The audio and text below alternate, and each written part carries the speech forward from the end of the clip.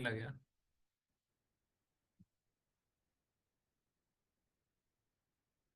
हरे कृष्णा। या तो मैं कह रहा था, और कोई, जैसे पहला श्लोक माधवी ने एक्सप्लेन किया बहुत अच्छे से डिटेल में, और कोई और इम्पोर्टेंट पॉइंट शिक्षाष्टकम से, वंश प्रभु या फिर साक्षी माता जी, फिर और कोई?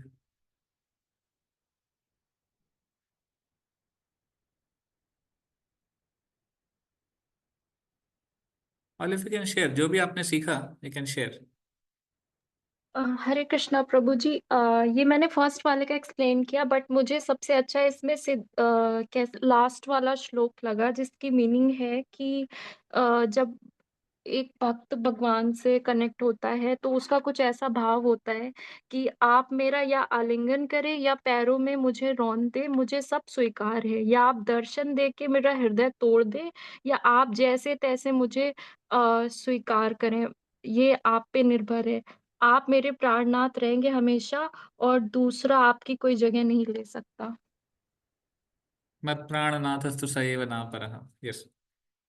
तो ये एक्चुअल में ये जो श्लोक है, ये किसका भाव प्रदर्शित करता है पता है? ये 8वां श्लोक है एक्चुअली, ये सबसे ऊंचा भाव है, और ये श्रीमती राधा रानी का भाव है। ये उनका भाव प्रदर्शित करता है। जी प्रभु। आश्लिष्य वा पादरतां पिनष्टु माम अदर्शनां मर्महतां करोतु वा यथा तथा वा विदधातु लंपटो। हम लंपट बोलते हैं, राधा रानी बोल सकती हैं भगवान को लंपट। लंपट मतलब पता है ना आपको?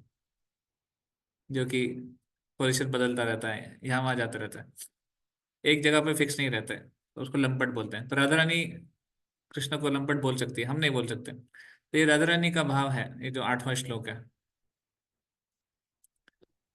बट यस, हरे कृष्णा हम प्रभु। उसको। हाँ, रोशनी माता जी। प्रभु, मुझे जो इसमें शिक्षाष्टकम में श्लोक अच्छा लगता है, ये मैं जब चैंटिंग करती हूँ तब भी इसका उच्चारण करती हूँ। तृणादपि सुनीचेन तरोरपि सहिष्णुना अमानिना मान्यदेन कीर्तनीय सदा हरि। इसका मीनिंग मुझे बहुत ही अच्छा लगता है। प्रभु हाँ स्वयं को मार्ग में पड़े हुए तृण से भी अधिक नीच मानकर, वृक्ष से भी अधिक सहनशील होकर, और जो मिथ्या जो मान की भावना से हमेशा ही शून्य रहकर दूसरों को सदा ही मान देने वाला होना चाहिए। हम्म, ऐसी जो मनः स्थिति होती है में ही व्यक्ति हरिनाम कीर्तन कर सकता है। करेक्ट। जी ऐसी प्रभु। परिस्थिति में कर सकते हैं।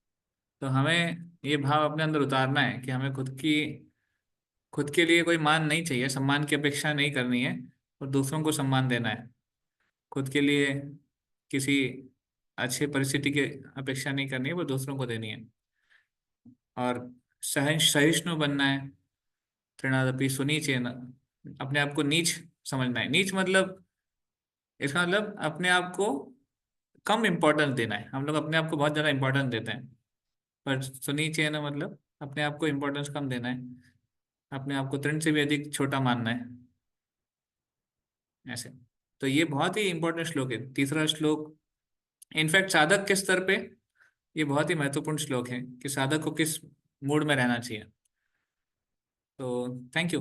ये तीसरा श्लोक भी बहुत इंपॉर्टेंट, वैसे सारे ही श्लोक इंपॉर्टेंट है साधक के लिए। ये तीसरा श्लोक प्रैक्टिस करना जरूरी है, क्योंकि हमें हरिनाम करना है अपने शुद्धिकरण के लिए। और हरिनाम कैसे कर सकते हैं वो इस श्लोक में बताया गया है, तीसरे श्लोक में।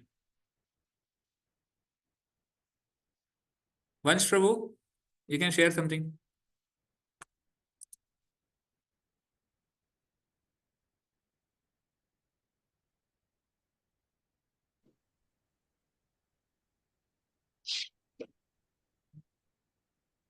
हाँ, हरे कृष्ण प्रभु जी।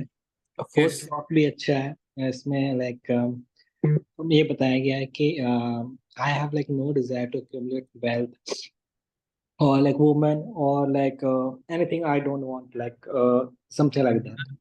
न धनम न जनम न सुंदरी, या। Yeah, so I just like want to like do some service, like we have like this kind of uh,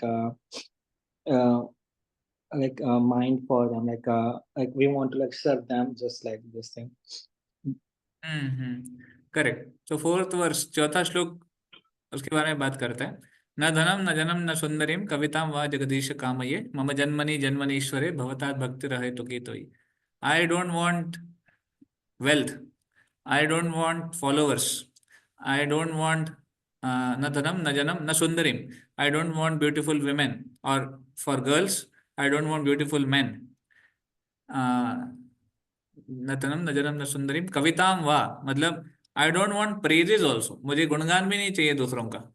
Jagdish काम ये, I don't want all this things. क्या चाहिए फिर? मम जन्मनि जन्मनीश्वरे भवता भक्तिर अहेतु की। I want life after life after life. मैं ये भी नहीं कर रहा हूँ इसी लाइफ टाइम में, life after life after life I want only your भक्ति। एंड व्हाट काइंड ऑफ भक्ति? किस स्तर की भक्ति चाहिए? अहेतु की। अहेतु की मतलब विदाउट एनी मोटिवेशन, बिना हेतु के भक्ति चाहिए। So that is the fourth verse which is very important, क्योंकि हम ठीक है, हम भक्ति कर रहे हैं, चैंटिंग कर रहे हैं, बट किस तरह का, किस इंटेंशन के साथ करना चाहिए, क्या डिजायर्स होनी चाहिए, ये इस फोर्थ वर्स में, चौथे श्लोक में बताया गया। Thank you. नाइस। सो आप लोगों ने एक एक भक्तों ने एक एक श्लोक और क्षमा माता जी ने 2 श्लोक के बारे में रिवाइज किया। और कोई? साक्षी माता जी?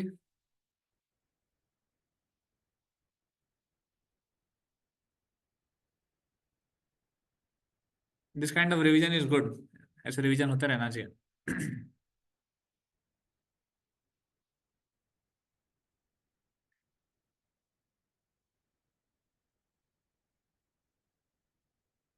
जैसे दूसरा श्लोक भी बहुत इंपॉर्टेंट है। दूसरे श्लोक में बताया गया है, what is the second verse starting? प्रभु नाम नामकारी नाम बहुधा। नामकारि बहुधा, करेक्ट। यस। तो नाम नामकारि बहुधा निज सर्वशक्ति तत्रार्पिता नियमित स्मरणेन कालः एतादृशी तव कृपा भगवान ममापि दुर्दैवम ईदृशम यहाँ जनि नाम। इट सेज, चैतन्य महाप्रभु कहते हैं भगवान के सभी नामों में, प्रत्येक नाम में पूर्ण शक्ति है। नाम नाम अकारि बहुधा निज सर्वशक्ति, आपने अपनी शक्ति पूरी की पूरी नाम में डाल दी है। और कितने हैं नाम? Infinite, there are unlimited names of Krishna. तो कृष्ण का नाम कृष्ण से अभिन्न है, भगवान का नाम भगवान से अभिन्न है। तत्र अर्पिता नियमित स्मरणे न कालः। तो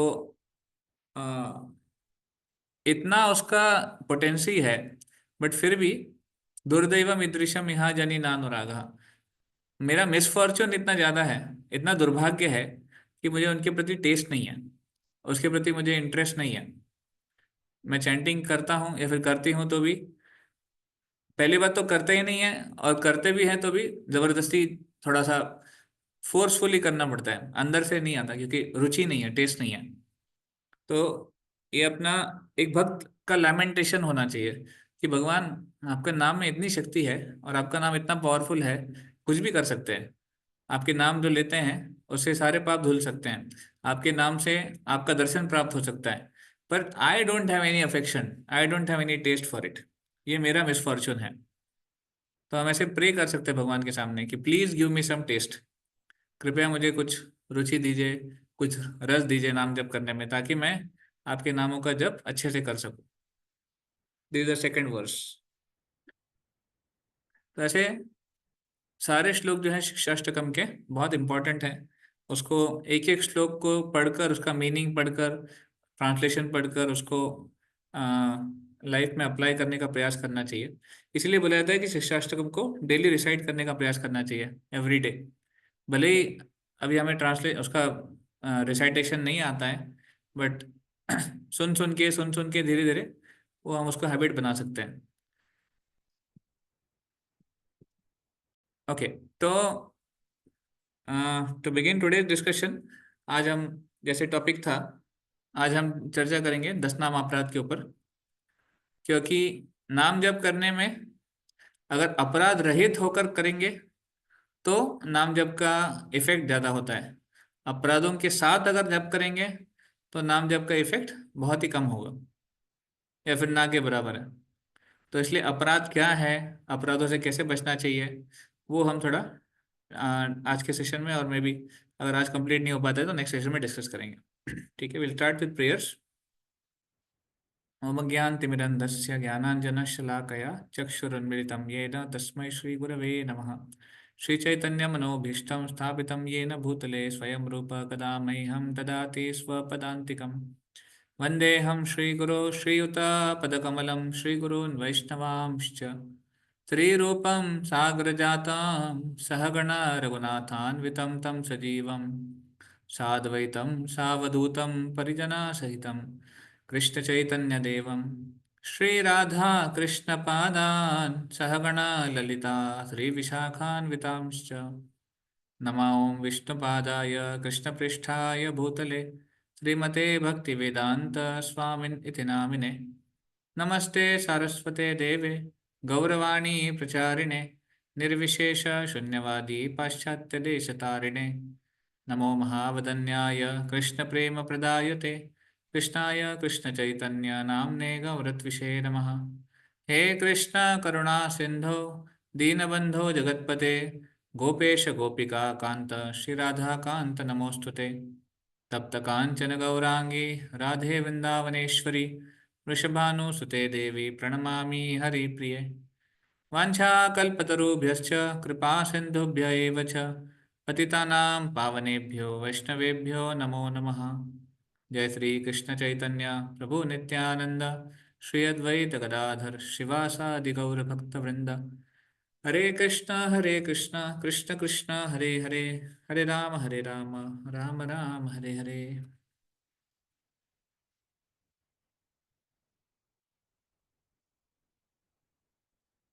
हरे Krishna. So we were talking about, Hare Krishna Rakesh ji, तो हम चर्चा कर रहे थे 10 नाम अपराध। तो ये नाम अपराध क्या है? तो सब जानते हैं कि हरिनाम की शक्ति कितनी ज़्यादा है। अभी हमने काफ़ी सारा डिस्कशन किया है हरिनाम की इंपॉर्टेंस के बारे में।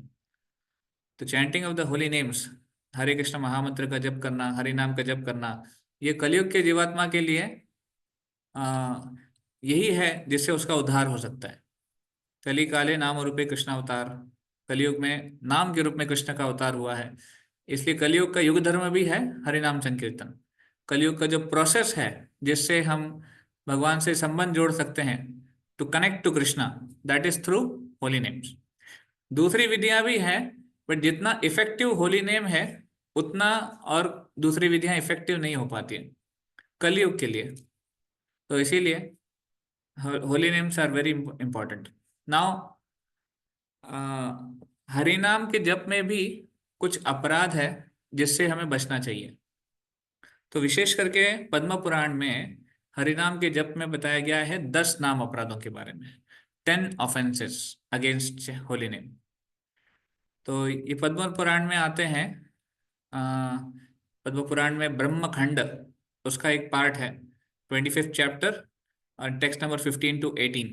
उसमें ये 10 अपराधों की जो सूची है वो आती है कि ये 10 अपराधों से बचना चाहिए हरिनाम का जप करने वाले को। अभी जरूरी नहीं कि ड्यूरिंग हरिनाम, मतलब व्हेन यू आर चैंटिंग, जब हम जप कर रहे हैं तभी ये 10 नाम अपराध से बचना चाहिए। क्योंकि चैंटिंग के समय तो ऑब्वियसली अपराध होने की संभावना बहुत कम है, पर जो लोग, जिस व्यक्ति को सतत हरिनाम करना है, जिसको नियमित रूप से हरिनाम करना है, उनको अन्य समय में जब जप नहीं कर रहे हैं एक्टिवली, तब भी इन हरिनाम, इस जो 10 अपराध है, नाम अपराध है, इनसे बचना चाहिए। सो दे आर 10 इन नंबर, 10 है। तो आपको इन 10 को याद करना चाहिए और इनसे बचने का प्रयास करना चाहिए। बचेंगे कब? जब याद रहेंगे। इसीलिए इसके ऊपर चर्चा होती है। तो maybe you can mention, you can take a note of it also. जब भी हम अभी डिस्कस करेंगे वन बाय वन, तो आप इसको नोट करके रख सकते हैं, हिंदी में, इंग्लिश में। I will show in both the languages.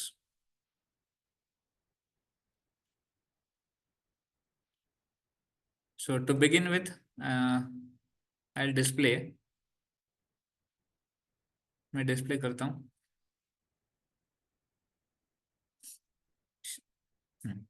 तो ये इंग्लिश में है, हिंदी में भी है, दूसरे शीट में है।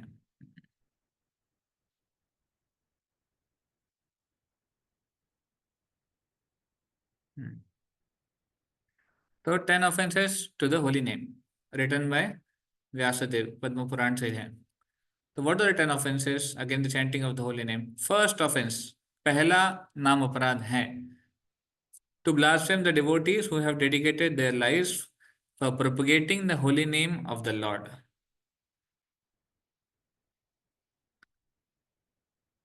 ये हिंदी में है। पहला अपराध है भगवान नाम का प्रचार करने वाले महाभागवतों की निंदा करना। ठीक है, तो दिस द फर्स्ट ऑफेंस। अभी of course don't go ahead, बाकी अपराध अभी मत पढ़िए, हालांकि आपकी स्क्रीन पे है वो, बट अभी आप केवल फर्स्ट पे फोकस करिए क्योंकि हम पहले की चर्चा करेंगे। ओके, अदरवाइज हम एक काम करते हैं, सारे 10 पढ़ लेते हैं, फिर एक एक पे आएंगे, ताकि आपको एटलीस्ट जिज्ञासा नहीं होगी आगे क्या है। तो पहला अपराध है भगवान नाम का प्रचार करने वाले महाभागवतों की निंदा करना। दूसरा अपराध है शिव ब्रह्मा आदि देवों के नामों को भगवान विष्णु के नाम के समान अथवा उनसे स्वतंत्र समझना। तीसरा अपराध है गुरु की अवज्ञा करना। चौथा है वैदिक शास्त्रों अथवा प्रमाणों का खंडन करना। पांचवा है हरे कृष्ण महामंत्र के जप की महिमा को काल्पनिक समझना। छठा है पवित्र भगवान नाम में अर्थवाद का आरोप करना। सातवां है पवित्र भगवान नाम के बल पर पाप करना, अपराध करना। आठवां है हरे कृष्ण मंत्र के जप को वेदों में वर्णित किसी शुभ सकाम कर्म या कर्म कांड के समान समझना। नौवां है अश्रद्धालु व्यक्ति को कृष्ण नाम की महिमा का प्रचार करना, ये भी अपराध है। आप बोलेंगे कैसे, तो हम डिस्कस करेंगे उसको। और 10वां है भगवान नाम के जप में पूर्ण विश्वास न होना और इसकी इतनी अगाध महिमा सुनने पर भी विषय आसक्ति अटैचमेंट बनाए रखना। ध्यानपूर्वक जप न करना, यह भी एक अपराध है। स्वयं को वैष्णव समझने वाले प्रत्येक भक्त को इन सभी अपराधों से बचना चाहिए, जिससे शीघ्र अतिशीघ्र अभिष्ट सिद्धि अर्थात कृष्ण प्रेम की प्राप्ति हो। तो आप में से जिसको भी कृष्ण प्रेम की प्राप्ति करनी है, जल्दी से जल्दी उन्हें हरिनाम का जप करना चाहिए और हरिनाम के जप में ये 10 अपराध अवॉइड करने चाहिए। तो अगर आपको लैंग्वेज समझ में नहीं आएगी कोई बात नहीं, इंग्लिश में भी है और हम उसको एक एक करके डिस्कस करेंगे। तो जैसे मैंने बताया, फर्स्ट ऑफेंस, पहला अपराध,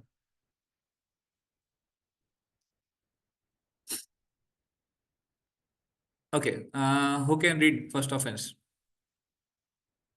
राकेश प्रभु जी।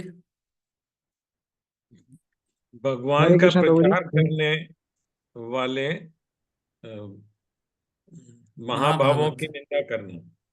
हाँ महाभागवत, महाभागवत। भागवतों की निंदा करना। अभी दिखेगा शायद, पहले वो अभी छोटा था। अभी अब क्लियर हो गया। हाँ भगवान का अब प्रचार करने वाले महाभागवतों की निंदा करना। करेक्ट, तो ये पहला अपराध है। ओके, तो going more deeper in this offence, तो ये पहला अपराध का मतलब क्या है? इट्स वेरी क्लियर, जो भगवान के नाम का प्रचार कर रहे हैं ऐसे भक्तों का उनके प्रति अपराध करना। तो इन वन सेंस भगवान के भक्तों के प्रति अपराध करना ये बहुत बड़ा अपराध माना गया, ये बहुत बड़ा, हाँ ये पाप है, ये अपराध है, सॉरी नॉट पाप, अपराध है। पाप और अपराध में डिफरेंस क्या है पता है? पाप मतलब जो अनजाने में होता है उसको पाप बताया जाता है, पर जो कभी कभी जानकर किया जाता है उसको अपराध कहा जाता है। तो पहले हम पाप करते थे जब हमें हरि नाम के बारे में, भगवान के बारे में नहीं पता था, पर अभी जानने के बाद भी अगर करेंगे तो फिर वो अपराध की श्रेणी में आ जाता है। इसलिए अपराधों से बचना आवश्यक है।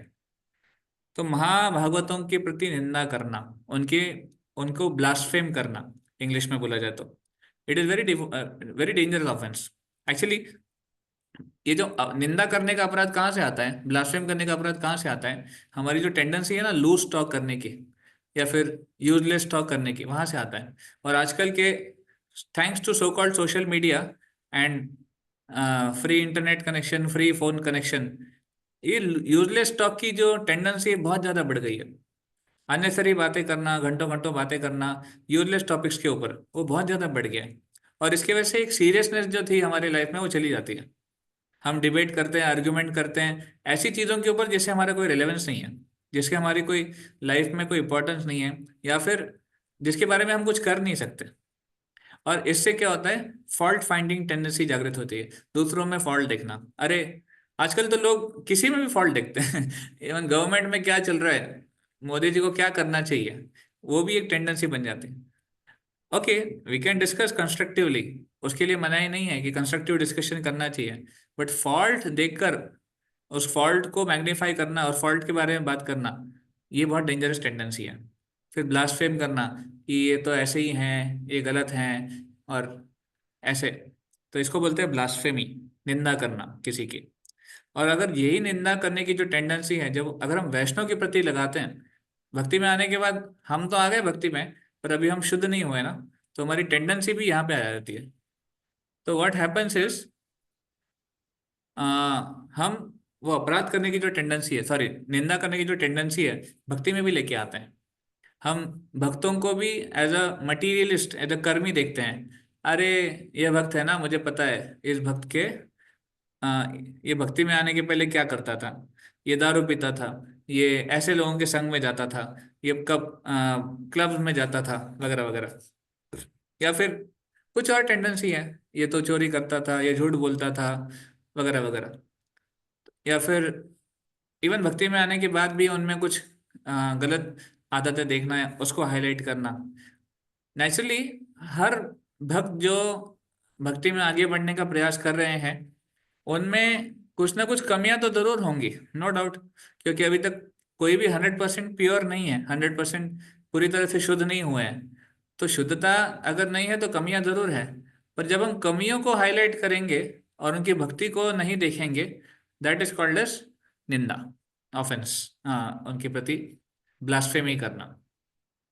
और ये बहुत डेंजरस टेंडेंसी है। इसलिए इवन ना रूप गोस्वामी जो हमारे वन ऑफ द मेन आचार्य हैं, प्रमुख आचार्यों में से एक है, वो बोलते हैं कि हमें जो टेंडेंसी है बोलने की, जिह्वा वेगम, बहुत बोलने की हमें हमें टेंडेंसी होती है, ये बोलो वो, हम चुप नहीं बैठते हैं, सुनने से ज्यादा बोलते हैं। तो ये जो टेंडेंसी है बोलने की, ये खतरनाक हो जाती है, क्योंकि कभी कभी हमें पता नहीं क्या बोलना चाहिए, फिर हम सही चीज नहीं बोलते हैं। जैसे एक बार क्लास में बता रहे थे, भगवान ने हमें कितनी जीभ दी है बोलने के लिए, एक, और कितने यंत्र दिए हैं सुनने के लिए, कान, दो। तो ज्यादा कौन सा है, एक या दो? दो ज्यादा है। तो सुनना ज्यादा है, बोलना कम है, ये टेंडेंसी होनी चाहिए। पर हम क्या करते हैं, सुनते कम है, बोलते ज्यादा है। That's why it leads to blasphemy, it leads to निंदा। तो दूसरों के बारे में निंदा नहीं करना है, वैष्णव हो या अवैष्णव हो, कोई भी हो, निंदा का भाव किसी के मन, किसी के बारे में भी नहीं आना चाहिए। ऐसे हमको बनना है। हम ये नहीं है कि अरे प्रभु जी मैं डिवोटी बन गया हूं तो मुझे नॉन डिवोटीज को देखकर मैं उनके प्रति निंदा कर सकता हूँ क्योंकि वो नॉन डिवोटीज हैं। नहीं, आपको लाइसेंस नहीं दिया गया किसी ने कि आप दूसरों के प्रति निंदा करो। वो कोई भी व्यक्ति क्यों ना हो, निंदा नहीं करनी है।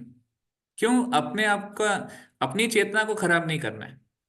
और विशेष करके भक्तों के प्रति तो बिल्कुल नहीं, क्योंकि भक्त कौन है, भगवान की सेवा में लगे हुए हैं और भगवान को बहुत प्रिय हैं। They are very dear to the lord, and if we blaspheme such people who are very dear to the lord, naturally lord will not be happy. ऐसे लोगों को अगर प्रति उनके प्रति निंदा करेंगे जो भगवान के प्रिय हैं, तो भगवान हमसे कैसे खुश होंगे? तो ये टेंडेंसी जो है लूज टॉक करने की, आर्ग्यूमेंट करने की, फॉल्ट फाइंडिंग, दूसरों में कमियां ढूंढने की जो टेंडेंसी है, ये भक्तों के सर्कल में भी आ जाती है। इसलिए इसको अवॉइड करना चाहिए। ऐसे बोलते हैं कि मटीरियल विजन का मतलब क्या है। एक श्लोक आता है पद्म पुराण में, अर्चे विष्णु शीलादि गुरुष नरमति वैष्णवेर जाति बुद्धि, ऐसे मतलब अर्चे विष्णु शीलादि, जो विष्णु शीला है, या फिर सॉरी, जो अर्च विग्रह है उसको एक शिला के समान समझना, शिला मतलब एक पत्थर के समान देखना। This is called as material vision, ये भौतिक बुद्धि है, भौतिक दृष्टिकोण है। गुरुष नरमति, गुरु को एक सामान्य पुरुष के समान, सामान्य व्यक्ति के समान देखना, ये भी एक भौतिक दृष्टिकोण है। बिकॉज गुरु इस दुनिया के नहीं है, वो सामान्य व्यक्ति नहीं है, वो गुरु है, तो वो आध्यात्मिक जगत से है, ऐसे उनका दृष्टिकोण होना चाहिए हमारा उनके प्रति। सेम थिंग वैष्णव जाति बुद्धि, किसी भी वैष्णव के बारे में, उसके बैकग्राउंड कनेक्शन के बारे में देखना, उसकी जाति क्या है ये देखना, ये भी मटेरियल विजन है, ये भौतिक बुद्धि है। क्योंकि वैष्णव डजंट मैटर, मैटर नहीं करता कि वो कहाँ से है, क्या है, काला है, गोरा है, भारतीय है, विदेशी है, कौन सी जात पात का है, कुछ मैटर नहीं करता है। द फैक्ट कि वो वैष्णव है अपने आप में कंप्लीट है, अपने आप में इंपॉर्टेंट है, ऐसे। तो पद्म पुराण में बताया गया है कि ऐसे व्यक्तियों को ना अपनी आउटलुक को चेंज करना चाहिए। तो there are 7 main offences against devotees, offences toward devotees, भगवान के प्रति, भगवान के भक्तों के प्रति अपराध है, उसकी 7 मेन चीजें हैं, ये अवॉइड करनी चाहिए। तो इसको एक एक शॉर्ट फॉर्म में इसका एक एक्रोनिम बना दिया गया है। वो एक्रोनिम है joke bad, JOKE, joke, BAD bad. तो ये 7 चीजें, सॉरी 7 नहीं 6 चीजें हैं। तो ये 6 चीजें किसी भक्त के प्रति नहीं करनी चाहिए। कौन सी 6 चीजें? तो जे, जोक का जो जे है, जे मीन्स नो जॉय, जॉय नहीं। अगर किसी वैष्णव के देख के, किसी भक्त को देख के अगर हमें प्रसन्नता नहीं होती है तो ये अपराध है। जब भी किसी भक्त को देखते हैं कहीं भी, फिजिकली हो या ऑनलाइन हो, कहीं भी हो, हमें खुशी होनी चाहिए अंदर से कि मुझे भक्त दिख गया। एक भक्त का दर्शन करना मतलब भगवान का दर्शन करना है, क्योंकि उसके थ्रू हम भगवान को देख सकते हैं। तो भगवान के भक्त को देख के अगर खुशी नहीं होती अंदर से, उसके प्रति अगर ईर्ष्या है, उसके प्रति द्वेष है, उसके प्रति कुछ गलत भावना है, तो ये अपराध है। भले ही सामने आप कम्युनिकेट नहीं कर रहे हो, पर अगर मन में भी सोच रहे हो तो भी अपराध है। तो ये पहला चीज है, no joy upon seeing a devotee. O, O for offence, अपराध करना किसी भक्त के प्रति। अपराध मतलब वैष्णव अपराध। वैष्णव अपराध में बहुत सारी चीजें आती हैं। वैष्णव अपराध में निंदा भी है, उसके अलावा उनके प्रति कुछ गलत व्यवहार करना, ये सब वैष्णव अपराध में आता है। तो किसी भक्त के प्रति अपराध करना ये भी गलत है। के फॉर किलिंग, किसी वैष्णव को या फिर किसी भक्त को मारना, उसका प्राण लेना, या फिर इवन ऐसे कुछ प्लान करना। ऑफ कोर्स ये बहुत बड़ा चीज है, बट ये बहुत बड़ा अपराध भी है। K for killing. E for envy, envy किसी की भक्त के प्रति ईर्ष्या रखना, किसी भक्त के प्रति अ, एक ऐसा भाव रखना है कि उनका उनका दुर, I mean to say, to think bad about them and to try to pull them down, उनको नीचे खींचने का प्रयास करना, उनके प्रति ईर्ष्या करना, ये भी एक अपराध है। तो JOKE, no joy to offend, to try to kill someone, and to envy. And B for blasphemy, किसी भक्त के प्रति निंदा करना। एंड ए फॉर एंगर, किसी भक्त के प्रति गुस्सा करना और या फिर क्रोध प्रकट करना। मतलब आपको जो क्रोध मतलब अ, बिना किसी कारण के, बिना किसी जस्टिफाइड कारण के क्रोध करना, तो ये भी भक्ति के प्रति अपराध है। तो ये जो 6 चीजें हैं किसी वैष्णव के प्रति अगर करेंगे तो ये अपराध माना गया है। ओके, तो we should avoid seeing faults in devotees. हमें फॉल्ट फाइंडिंग मेंटालिटी भक्तों के प्रति अवॉइड करनी चाहिए। कभी कभी होता क्या है, क्योंकि भक्त अलग अलग बैकग्राउंड से आए हैं, अलग अलग सिचुएशन से आए हुए हैं, तो हो सकता है कि वो अपने पूर्व, जो पहले की जो चीजें हैं, पहले के जो कंडीशनिंग्स हैं, पहले की जो उनकी गलत आदतें थी, उसमें वो कभी कभी फंस सकते हैं वापस से भक्ति में जुड़ने के बाद भी। But still we should respect them for that, we should respect them for whatever भक्ति दे आर डूइंग। हमें फिर भी उनको, उनकी जो भक्ति कर रहे हैं उसके लिए सम्मान करना है, भले ही वो कभी कभी गलतियां कर भी रहे हो, क्योंकि गलती करना मनुष्य का स्वभाव है। पर गलती के प्रति आ, उसका पश्चाताप करना और प्रायश्चित करना, to atone and to repent and to atone, ये दोनों आवश्यक है। अगर कोई कर रहा है तो फिर उसकी गलती को फिर गलती नहीं देखा जाता है, इट्स अ इम्प्रूवमेंट थिंग, उनके जीवन में फिर अभी सुधार हो रहा है।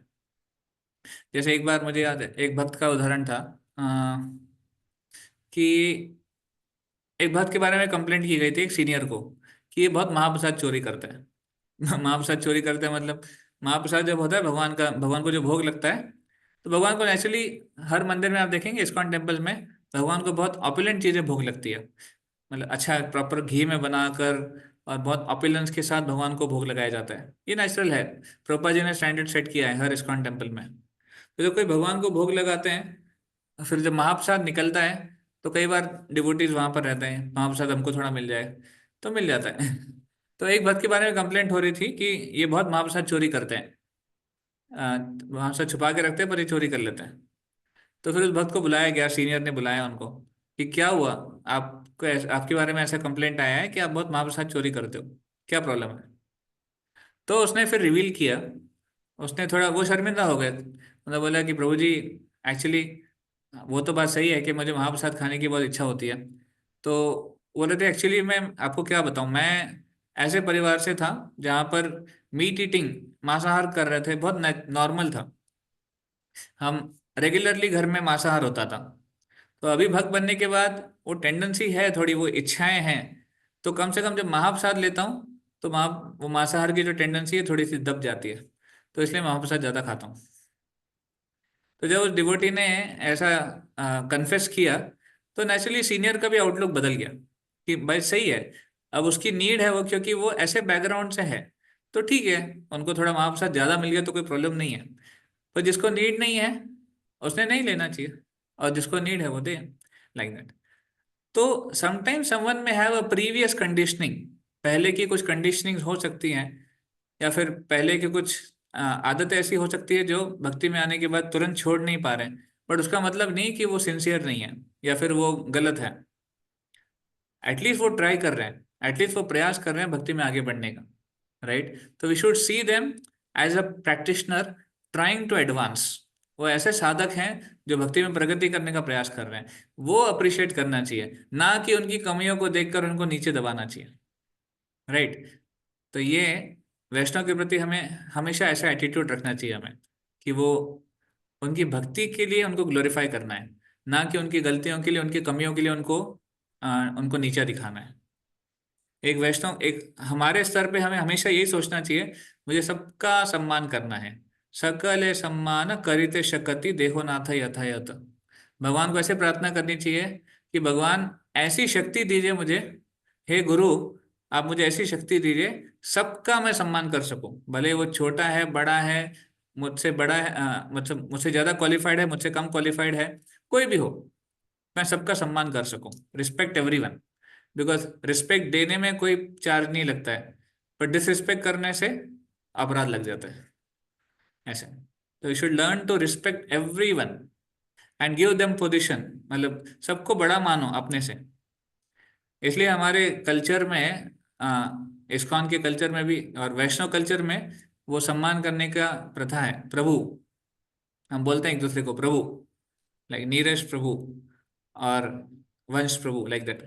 एंड जो लेडीज है, जो फीमेल है, उनको हम माता जी बोलते हैं।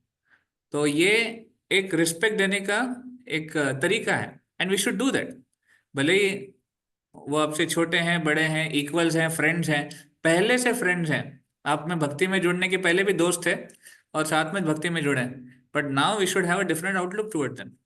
अभी उनको फिर हमें ऐसा नहीं देखना चाहिए पहले का दोस्त मेरा, अभी उनको भक्त की तरह देखना चाहिए। तो एक दूसरे को एड्रेस करना चाहिए, प्रभु जी, माता जी, ऐसे एड्रेस करना चाहिए। ये एक सम्मान की भावना दिखाता है।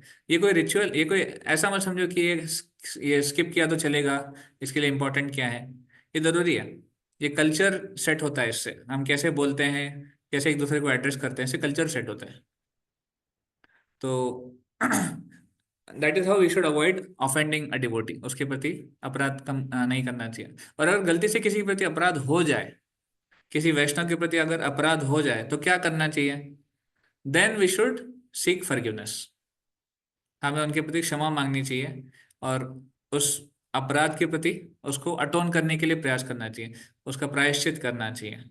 ऐसे तो क्षमा मांगना और प्रायश्चित करना ये आवश्यक है। एक बार गदाधर पंडित, ये जो चैतन्य महाप्रभु के पंच तत्वों में से एक हैं, चैतन्य महाप्रभु के बहुत ही क्लोज एसोसिएट हैं गदाधर पंडित, इनको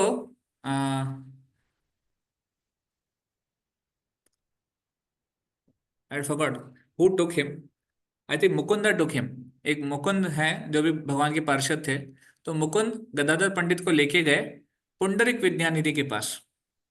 तो पुंडरिक विद्यानिधि ये गृहस्थ थे और ये बहुत महान भक्त थे, पर ये प्रोफेशनली एक टीचर थे, डांस टीचर। तो ये नृत्य सिखाते थे और उनके पास स्त्री पुरुष दोनों थे, दोनों एज ए स्टूडेंट थे। तो इनका लाइफस्टाइल बहुत लैविश दिखता था। तो जब पहली बार मुकुंद गदाधर पंडित को लेके उनके वहां गए, तो उन्होंने देखा कि इतना बहुत सुंदर घर है और बहुत ऑपुलेंट चीजें वहां रखी हुई है। और पुंडरीक विद्यानिधि बहुत ही अच्छे से ड्रेस्ड हैं, पान खा रहे हैं और वहां पे पानदानी है जिसमें वो पान थूक रहे थे। और लड़कियों से मतलब लड़कियों को डांस स्टेप सिखा रहे थे, तो नेचुरली उनको स्पर्श करना वगैरह वो हो रहा था। तो गदाधर पंडित को मन में लगा ये भक्त है कि मतलब ये थोड़ा विषयी विषयी मतलब थोड़ा मटेरियलिस्ट लग रहा है, ये एकदम अच्छा भक्त नहीं दिख रहा है। तो उनके मन में थोड़ा डाउट हुआ कि मुकुंद जो मुझे लेके आए हैं वो बोल रहे थे तो महान भक्त से मिलाने जा रहा हूँ, और ये कहाँ लेके आ गए मुझे। तो जैसे ही मुकुंद को समझ में आया कि गदाधर पंडित के मन में डाउट आ रहा है पुंडरीक विद्यानिधि के बारे में, तो मुकुंद ने क्या किया, वहां पर भागवतम से भगवान का गुणगान करने के लिए कुछ श्लोक बोलना शुरू कर दिए, उच्चारण शुरू कर दिया। तो जैसे ही पुंडरीक विद्यानिधि ने वो श्लोक सुने, उनका जो कृष्ण प्रेम था वो एकदम से प्रकट हुआ और वो एकदम भाव में आ गए, उन्माद में आ गए। और इन दैट एक्सटेसी उन्होंने अपने बाल बिखेर दिए, कपड़े उनके ढीले हो गए और वो चीजों को यहाँ वहां फेंकने लगे। वो चीजें लिटरली उनका जो एरिया था वो अस्त व्यस्त करने लग गए क्योंकि वो एक्सटेसी में आ गए थे। तो इतना भाव उनके अंदर था भगवान के प्रति, पर एक्सटर्नली स्पीकिंग बाहर के दृष्टिकोण से देखने के लिए वो अलग दिख रहे थे, पर अंदर उनकी भक्ति बहुत तीव्र थी। तो जब गदाधर पंडित को समझ में आया कि माय गॉड, मैंने इनको क्या समझा था और ये क्या निकले, मैंने इनको समझाया एक बहुत ही मतलब ये विषयी व्यक्ति है, अ, औरतों के स्त्रियों के साथ डील कर रहा है, बहुत अच्छे कपड़े पहने हैं, तेल लगाया है और ऐसे लविश लाइफस्टाइल में जी रहा है, पर इसके अंदर भाव कितना ज्यादा है। तो जब उसको समझ में आया उनको कि मैंने गलती कर दी, मैंने अपराध कर दिया इनके प्रति, तो फिर वो बाद में जाके उनको क्षमा मांगते हैं, उनसे माफी मांगते हैं कि मुझे क्षमा कर दीजिए, मैंने आपके बारे में ऐसे गलत सोचा। एंड देन गदाधर पंडित उनको बोलते हैं कि मेरी इच्छा है कि मैं आपसे दीक्षा लूं, क्योंकि मैंने आपको आपके प्रति अपराध किया है, तो उसका प्रायश्चित करने के लिए मैं आपसे दीक्षा लेना चाहता हूँ। तो ऑफकोर्स पुंडरीक विद्यानिधि बाद में उनको दीक्षा देते हैं, तो उनके गुरु का पोजीशन ले लेते हैं लाइक दैट। तो ये लीला चैतन्य चरितामृत में आती है कि गदाधर पंडित कैसे अपने अपराध के प्रति प्रायश्चित करते हैं और क्षमा मांगते हैं। तो इस प्रकार हमें भक्तों के प्रति अपराध नहीं करना चाहिए, उसके प्रति गलत दृष्टिकोण नहीं रखना चाहिए, चाहे वो कोई भी भक्त हो, छोटा हो, बड़ा हो, नया हो, पुराना हो, कोई भी हो। जो अथॉरिटी की पोजीशन में है वो करेक्ट कर सकते हैं, पर जिसको अथॉरिटी नहीं है उनको करेक्ट नहीं करना चाहिए। Like suppose I see someone, अगर मैं किसी भक्त को देखूं जो कि कुछ गलत काम कर रहे हैं मान लीजिए, और अगर वो मेरे अंडर नहीं है, वो किसी और के अंडर है, तो मैं उसको जाके करेक्ट नहीं करूँ, मुझे कोई अधिकार नहीं है उसको करेक्ट करने का। मैं उसके प्रति थोड़ा अपना भाव अच्छा रखूंगा और उनके जो सुपीरियर है, सीनियर है, उनको जाके मैं बोल सकता हूँ कि प्रभु, मैंने आप इस सो एंड सो डिवोटी को ये गलत काम करते हुए देखा, आप देख लीजिए क्या करना है। And that is how he will be offered correction, उनको करेक्शन मिल जाएगा। बट अदरवाइज हमें दूसरों के प्रति गलत देखकर उनको करेक्ट करने की आवश्यकता नहीं है, that we don't have to do. That doesn't mean कि हमें सबको सबको देखकर एकदम उनको फॉलो करना चाहिए। फॉलो नहीं करना है। अगर कोई गलत एग्जाम्पल दिखा रहा है, सेट कर रहा है, उसको फॉलो नहीं करना चाहिए, बट उसके प्रति फिर भी रिस्पेक्ट रहना चाहिए माइंड में। You getting my point? ये हो सकता है थोड़ा कॉम्प्लेक्स हो। ये कब आएगा पिक्चर में? जब आप भक्तों से डील करना शुरू करोगे। अभी क्योंकि हो सकता है आपका भक्तों के साथ इतना डीलिंग नहीं है, भक्तों के साथ उठना बैठना नहीं है, इसलिए इस अपराध को अभी रियलाइज नहीं कर पाएंगे। पर जब भक्तों के साथ सेवा करेंगे, भक्तों के साथ उठना बैठना ज़्यादा होगा, तभी अपराध मन में आता है। तो one should avoid this. First offence is वैष्णव की निंदा करना, जो भगवान नाम के प्रचार में लगे हुए हैं।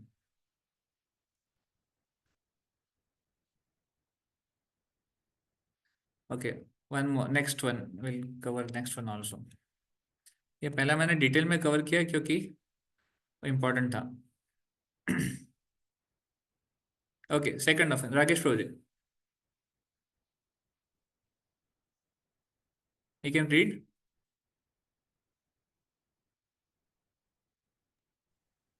शिव ब्रह्मा आदि देवों के नामों को भगवान के नाम के समान अथवा उनसे स्वतंत्र समझना। Okay, thank you. हाँ। तो ये अपराध क्या है? ओके, इंग्लिश में भी पढ़ लेते हैं एक बार। To consider the names of demigods like lord Shiva और lord Brahma to be equal to और independent of the name of lord Vishnu. Okay, तो इसका मतलब क्या है? देखिए, ब्रह्मा और शिव ये बहुत ही महान पर्सनालिटीज हैं, नो डाउट अबाउट दिस। इनकी पोजीशन बहुत ऊंची है। But if we see a comparison, जब गीता में हम पढ़ते हैं, भगवान कहते हैं कि Krishna is the source of everything, Krishna manifested everything from him, अहम सर्वस्य प्रभवो मत्तः सर्वं प्रवर्तते, लाइक दैट, यत्र नारायण देवा। तो नारायण या फिर कृष्ण ये सभी चीजों के स्रोत हैं। तो जब अगर एज अ पोजिशन हम देखें, तो शिव जी और ब्रह्मा जी की जो पोजीशन है वो कृष्ण से कम है। अगेन रिस्पेक्ट, मतलब we are not disrespecting someone, but we are seeing the position. किसी का सम्मान, किसी का निरादर नहीं कर रहे हैं, बट पोजीशन वाइज जैसे शास्त्रों में आया है वो हम बात कर रहे हैं। तो विष्णु से ही शिव का एक मतलब शिव जी जो है विष्णु के ही विस्तार है, ऐसे एक्सपेंशन के रूप में बताए गए हैं। तो ब्रह्म संहिता में बताया गया है कि क्षीरम यथा दधि विकार विशेष योगात। विशेष करके शिव जी का पोजीशन बहुत स्पेशल है। क्यों? जैसे दही है और दूध है, तो दूध का विकार दही होता है, मतलब कर्ड, ये मिल्क से ही आता है। पर curd is not equal to milk. दही दूध से आता है, पर दही दूध के समान नहीं है। दूध का अपना प्रॉपर्टी है, दही का अपना प्रॉपर्टी है, पर उसका सोर्स मिल्क ही है। उसी तरह विष्णु और शिव के बारे में बताया जाता है। Vishnu is expansion of lord Shiva, but Vishnu Shiva ji cannot take the position of Vishnu, equal नहीं है ऐसे। तो शिव जी भगवान के दास के रूप में है। वैष्णवा नाम यथा शंभु, वो भी वैष्णव है, शंभु कृष्ण लॉर्ड शिवा, ऐसे। तो तीन तत्व है मेनली, ये मैंने पहले क्लास में बताया था। तीन तत्व होते हैं, विष्णु तत्व, शिव तत्व या फिर शंभु तत्व, और जीव तत्व। तो विष्णु तत्व मतलब उसमें सभी भगवान कैटेगरीज के लोग आते हैं, कृष्ण, राम, नरसिम्हा, वराह, नारायण, ये सब विष्णु तत्व में आते हैं। उसका सोर्स कृष्ण है, सबका सोर्स, ठीक है। दूसरा है शंभु तत्व, ये शिव जी का एक स्पेशल तत्व है, स्पेशल पोजीशन है, इसमें केवल शिव जी आते हैं। और तीसरा है जीव तत्व, लिविंग एंटिटी। तो उसमें कौन कौन आते हैं? ब्रह्मा, और ब्रह्मा से डाउन द लाइन जो डेमी गॉड्स हैं, और बाकी जो जीवात्माएं हैं, जैसे हम सब लोग हैं, हम सब लोग जीव तत्व में आते हैं।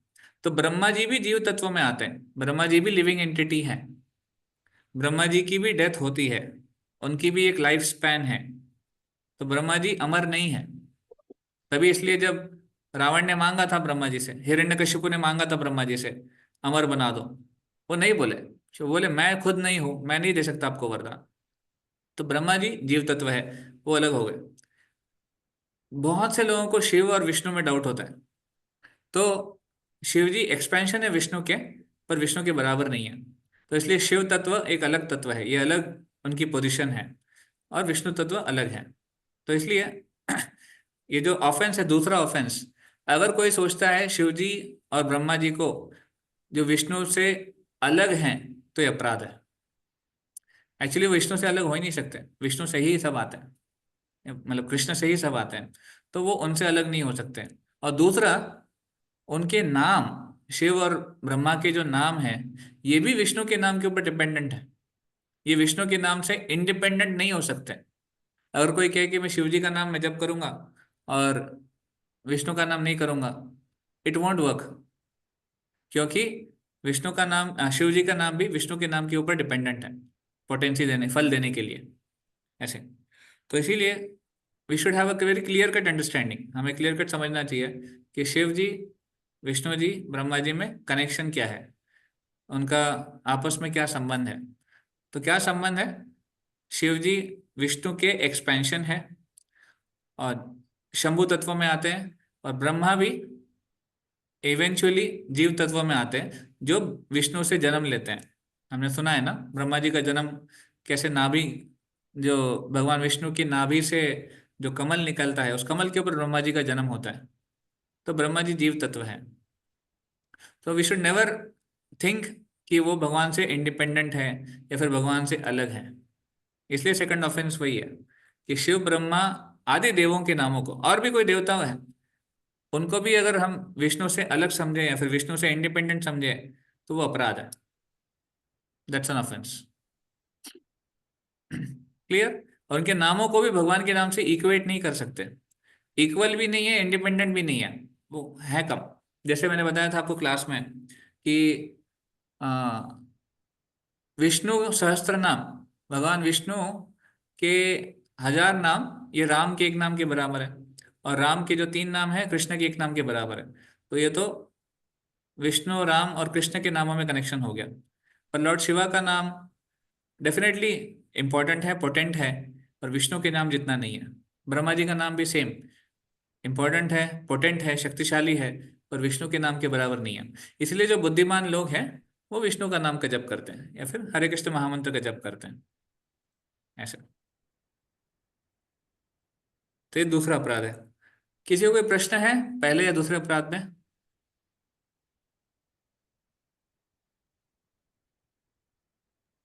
हरे कृष्णा प्रभु जी। प्रभु जी, I have one question in second one, कि जैसे ब्रह्मा जी भी एक्सपेंशन है विष्णु तत्व के, नहीं, और ब्रह्मा जी जीव तत्व हैं। तो प्रभु जी ब्रह्मा जी किनके एक्सपेंशन है फिर? एक्चुअली ब्रह्मा जी एक्सपेंशन नहीं है, ब्रह्मा जी लिविंग एंटिटी है, जीवात्मा है। और प्रभु जी एक्सपेंशन इनका सोर्स क्या है फिर? वही मैंने बताया ना, उनका सोर्स है, उनके फादर है विष्णु। आपको पता है ब्रह्मा जी का जन्म कैसे होता है? आपने सुना है? No, from navel okay. ऑफ विष्णु जी। हाँ, तो भगवान की जो नाभि है, नेवल है, उससे कमल के ऊपर ब्रह्मा जी का जन्म होता है, लाइक दैट। तो ब्रह्मा जी लिविंग एंटिटी है जिसका जन्म हुआ है। जिसका जन्म कब हुआ? जब मटेरियल वर्ल्ड, ये जो ये ब्रह्मांड है, इसकी स्थापना हुई, तब उनका जन्म हुआ। तो ब्रह्मा जी लिविंग एंटिटी है। शिव जी लिविंग एंटिटी नहीं है। शिव जी का जन्म और मृत्यु नहीं होती है, फॉर योर अंडरस्टैंडिंग। शिव जी शंभु तत्व है, वो इटर्नली सदाशिव लोक में रहते हैं। तो सदाशिव लोक कहाँ है? ये स्पिरिचुअल वर्ल्ड का एक पार्ट है, सदाशिव लोक। तो शिव जी का जन्म और शिव जी की मृत्यु नहीं होती है, ब्रह्मा जी का जन्म होती है, वहाँ होता है, ब्रह्मा जी की मृत्यु भी होती है। Is that okay? ओके प्रभु जी, यस प्रभु जी। उनकी तो लाइफ स्पैन दिया गया है ना, करेक्ट, ब्रह्मा जी का लाइफ स्पैन दिया गया कि है। जब वो सृष्टि खत्म होगी। हाँ, जितनी सृष्टि है उतना ब्रह्मा जी का जन्म जीवन है नेचुरली। और ब्रह्मा जी का जीवन बहुत लंबा है, मतलब इतना लंबा है कि हम कल्पना भी नहीं कर सकते। 311 ट्रिलियन 40 बिलियन ईयर्स। ये ट्रिलियन और बिलियन में है, बहुत बड़ा है।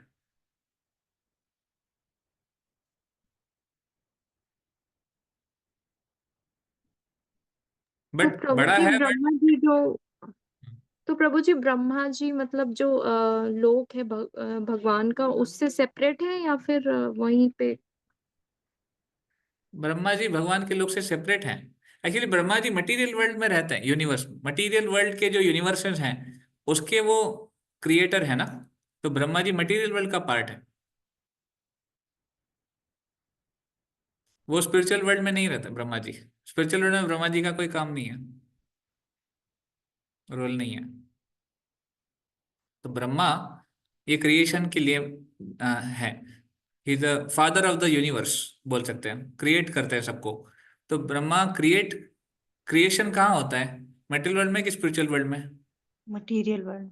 हाँ, तो ब्रह्मा जी मटेरियल वर्ल्ड के पार्ट है, यहाँ क्रिएट करते हैं। स्पिरिचुअल वर्ल्ड में क्रिएशन का काम ही नहीं है।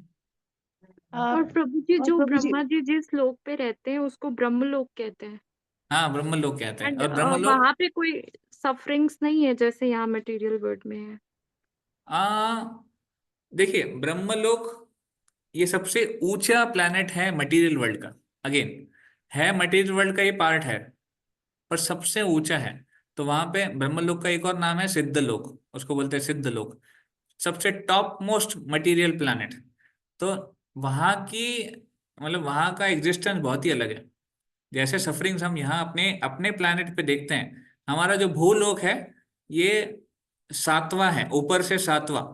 टोटल 14 प्लैनेट्स है ना, हम सेवेंथ पे रहते हैं भूलोक में। और ब्रह्मा जी का जो है टॉप मोस्ट है, जो सिद्ध लोक है। तो हमारा प्लैनेट बैलेंस्ड प्लैनेट है। बैलेंस मतलब यहाँ पर सुख और दुख दोनों है, बैलेंस है। इसलिए यहाँ पे भक्ति करना बहुत इजी है। ऊपर जाएंगे तो सुख बढ़ते जाता है, इसलिए भक्ति करना मुश्किल हो जाता है। और नीचे जाएंगे तो दुख बढ़ते जाता है, इसलिए भक्ति करना और मुश्किल हो जाता है। तो भक्ति करने प्रभु के जी आई लिए have one more Bhuloka, question. One minute, one let me complete. भक्ति करने यस के लिए प्रभु। Bhuloka is the best planet. तो अभी जो ब्रह्मा लोक का जो हैप्पीनेस है वो एक अलग लेवल पे ही है। ऐसे बोलते हैं ब्रह्मा जी को मटेरियल बॉडी नहीं है। ब्रह्मा जी की बॉडी हमारी हमारे जैसे पंच महाभूत की नहीं है। ब्रह्मा जी की बॉडी इंटेलिजेंस की बनी है, बुद्धि की। ऐसे, तो वहां पे जो सिद्ध लोक में जो जीवात्माएं रहती है ना, they are very very highly enlightened souls. और यूजुअली वहां पर सफरिंग्स वैसी नहीं है जैसे हम एक्सपीरियंस करते हैं। हाँ, but they have death, they experience death. Okay, yes. So Prabhu ji like our word is हमारा जो वर्ड है वो सुख और दुख दोनों से बना है। फिर प्रभु जी शास्त्रों में सिर्फ दुखालयम ही क्यों बोलते हैं? सुख और दुख दोनों से बना नहीं है, मैं कह रहा था बैलेंस है यहाँ पर। यहाँ पर थोड़ा वो सुख मिलता है ना, तभी तो लोग प्रयास करते हैं सुख का। तो शास्त्रों में दुखालयम बोला गया है, हमारे लोग को नहीं, पूरे मटेरियल वर्ल्ड को बोला गया है। पूरे मटेरियल वर्ल्ड को दुखालयम बोला गया है। क्यों? क्योंकि मटेरियल वर्ल्ड में दुख ही है, सुख की केवल एक झलक है। और हमारे लोक पे, जो भूलोक पे, वो एक बैलेंस रूप में दिखाई देता है। बैलेंस मतलब मैं इसलिए बोल रहा हूँ कि जैसे स्वर्ग में जाएंगे ना, वहां पर सुख ज्यादा है, दुख कम है। इसलिए स्वर्ग लोक में लोग, जहाँ पे सुख बढ़ जाता है, जैसे हमारे प्लानिट पे भी देख लीजिए, जो वो सुखी लोग हैं, जो धनी लोग हैं, जिनकी लाइफ में कोई सफरिंग्स नहीं है, वो भक्ति नहीं कर पाते। वो भक्ति में उनको इंटरेस्ट नहीं आ पाता। क्यों? बिकॉज उनको लगता है लाइफ में प्रॉब्लम ही क्या है। सो स्वर्ग लोग जैसे ऊपर ऊपर जाएंगे ना स्वर्ग लोकों में, तो उनका भक्ति करने का टेंडेंसी कम होता जाता है, बिकॉज वहां पे एंजॉयमेंट ज्यादा है। मटेरियल वर्ल्ड में क्या है, एंजॉयमेंट थोड़ा बहुत है, बट वो बैलेंस हो जाता है क्योंकि दुख भी बहुत अच्छा खासा है। Birth, death, disease, old age अच्छा खासा है। जैसे स्वर्ग लोक में ऐसे बोलते हैं कि डिजीजेस नहीं होती है उनको, उनकी बॉडी बहुत सुंदर है। उनकी बॉडी कभी ओल्ड नहीं होती है हमारी तरह। उनके केस में क्या होता है, लास्ट के 1 साल में, only the last year of their life, वो एजेड होते हैं और फिर मर जाते हैं। बाकी पूरा लाइफ वो ब्यूटीफुल रहते हैं, सुंदर रहते हैं। ऐसे होता है स्वर्ग लोगों में। तो ये भी अच्छी पोजीशन नहीं है। अगर कोई सोचे कि अरे अच्छा है वहां जाते हैं, पर वहां जाके भी फिर भक्ति नहीं कर पाएंगे। फिर वहां जाके क्या होगा? क्षीणे पुण्य मर्त लोक विशंति, वहां जाएंगे, जो पुण्य कमाया है उसको गंवा देंगे, वापस यहाँ आएंगे। तो बेस्ट इज जिस पोजीशन में हम अभी हैं भक्ति कर सकते हैं। गेटिंग? यस प्रभु जी। तो we are really fortunate souls. हम फॉर्चुनेट है कि हम ऐसे पोजीशन में हैं जहाँ पे चैतन्य महाप्रभु का मिशन हमें मिला है, हरिनाम हमें मिला है, एंड वी कैन डू भक्ति। हम किसी और पोजीशन में होते ना, भक्ति नहीं कर पाते। इमेजिन, मान लीजिए अगर हम अमेरिका में रह रहे होते, इमेजिन वहां पे हमारे पास फैसिलिटीज हैं, सुख सुविधाएं हैं, गैजेट्स हैं, सब कुछ है, भक्ति करने की इंटेंसिटी आएगी? मुश्किल है, राइट? डिफिकल्ट। तो हियर वी आर सेफ। इसलिए भूलोक में भी, हमारे इस लोक में भी, इस प्लानिटरी सिस्टम में भी भारतवर्ष जो बताया गया है वो बेस्ट बताया गया है भक्ति के लिए। क्योंकि यहाँ पे भक्ति यहाँ से शुरू होती। सभी भगवान के जो महान अवतार हैं भारतवर्ष में प्रकट हुए हैं।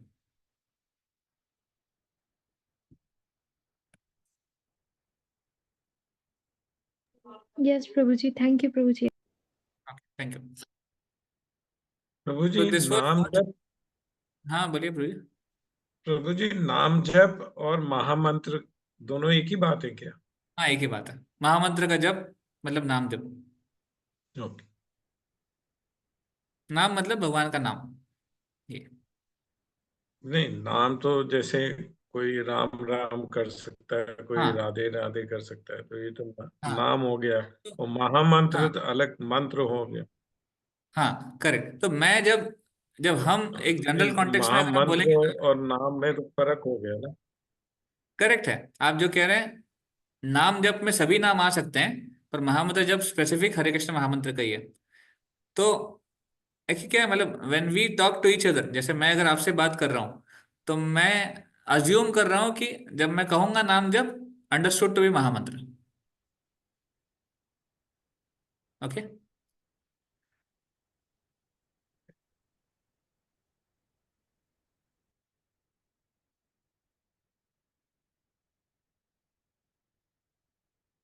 एक्चुअली एक एक प्रकार से देखा जाए तो हम बहुत कट्टरवादी हैं। कट्टरवादी मतलब हरे कृष्ण महामंत्र, नथिंग एल्स। बिकॉज हमको सिखाया ऐसे गया है, ये तो महाप्रभु टोल्ड हरे कृष्ण महामंत्र के बारे में, तो we do that.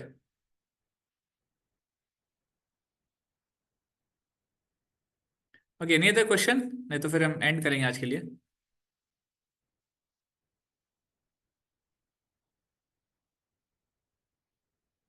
Okay, all right, तो thank you all for joining, बहुत बहुत धन्यवाद। हम अगले सेशन में जो बजे हुए नाम अपराध है उनके बारे में चर्चा करेंगे। शिल प्रभुपाद की जय, समवेत गौर भक्त वृंद की जय, निताय गौर प्रेमानंदे, हरि हरि बोल। हरी हरी बोल। हरे कृष्ण। हरे कृष्ण प्रभु, धन्यवाद हरे प्रणाम। कृष्ण प्रभु जी, धन्यवाद प्रणाम। हरे कृष्ण प्रभु।